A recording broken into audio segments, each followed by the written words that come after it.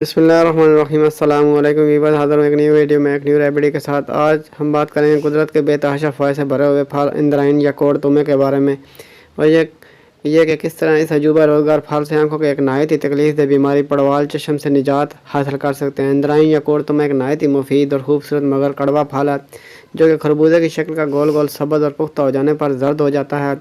इसका फल अमूमन पाव भर से लेकर 1.5 पाव तक होता है, बल्कि बाद औक़ात आध सेर या इससे भी ज़्यादा वज़नी भी देखने में आते हैं, जो कि बजाय तरबूज ही मालूम होते हैं। इसके गूदे को शाह में हंजल कहते हैं। अद्वियात में ज़्यादातर यही इस्तेमाल होता है। इसका रंग सफ़ेद होता है और वज़न में हल्का होता है। इसकी बू कुछ नहीं होती। इसकी क़ुव्वत 4 साल तक कायम रहती है, बशर्त यह कि फल सालम का सालम पड़ा रहे। अगर गूदे को पोस यानी छिलके से अलग कर लिया जाए तो फिर इसकी क़ुव्वत 2 साल के बाद ख़त्म हो जाती है। इसके बीज स्याही माइल होते हैं। लोग इसमें से तेल निकाल कर तरह तरह के काम निकालते हैं। इसकी बेल की पत्तियाँ तरबूज के बेल के पत्तों की मुशाबा होती हैं। दवान व पत्ते ज़्यादा मुस्तमल होते हैं जो जड़ के नज़दीक हों। आमतौर पर रेतीली ज़मीनों में पाया जाता है। मौसम बरसात से शुरू होकर इब्तदा मौसम सरमा तक बाफ़रात मिलता है। यहाँ तक कि एक बेल के साथ 50 से 60 बल्कि 100 तक लग जाते हैं। इसके अलावा हर मौसम में तलाश करने से शाज़ो नादर मिल ही जाते हैं। रंग के अतबार से इसकी कई अक़साम हैं। बिल्कुल सफ़ेद फल, बिल्कुल लाल फल, ये बहुत ही नायाब हैं। लाल फल का गूदा भी लाल होता है और बीज नीले होते हैं। ये नहायत ही दस्तावर है। आम दस्तयाब होने वाले कोड़ तमे की भी 2 किस्में, नर और मादा, जिनके फ़वाइद भी तकरीबन यकसा ही होते हैं। पहचान ये है कि नर में रेशा होता है और मादा में रेशा नहीं होता। नर मादा से ज़्यादा कवी होता है। चूँकि ये एक सख्त मसल और गर्म है, लिहाजा कमज़ोरों, बच्चों, बूढ़े शख्सों और हामला औरतों को खुराकी तौर पर इस्तेमाल करने से परहेज़ करें। जिस बेल पर सिर्फ एक फल लगा हुआ हो या जिसका गूदा गहरा सब्ज़ हो तो उसको हरगिज़ इस्तेमाल न कराएं, क्योंकि वह बहुत ही तेज़ और सख्त जहरीला होता है। इसकी सिर्फ 1.5 माशा की मिकदार खिला देना कातिल है। इसकी तबीयत गर्म और खुश्क होने में सब मुत्तफ़िक हैं।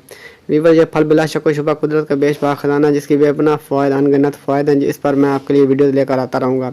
लेकिन इस वीडियो में हम बात करेंगे किस तरह इसका इस्तेमाल करके आँखों की एक तकलीफ दे बीमारी पड़वाल चश्म से निजात हासिल कर सकते हैं। पड़वाल चश्म एक नहायत ही तकलीफ दे बीमारी जिससे आँखों की बिनाई बहुत थोड़े अर्से में बिगड़ जाती है।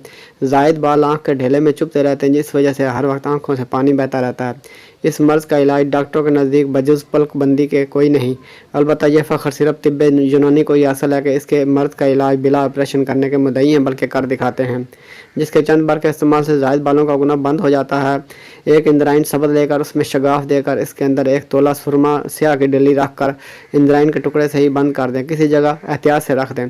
जब वह तुम्मा खुश्क हो जाए तो फिर उसमें से निकाल कर दूसरे तुम्मे में रख दें। इसके बाद दीगरे 3 फलों में बदलें और फिर निकाल कर खरल में डालकर खूब ज़ोरदार हाथों से मानदे गुबार बनाकर शीशी में महफूज कर लें।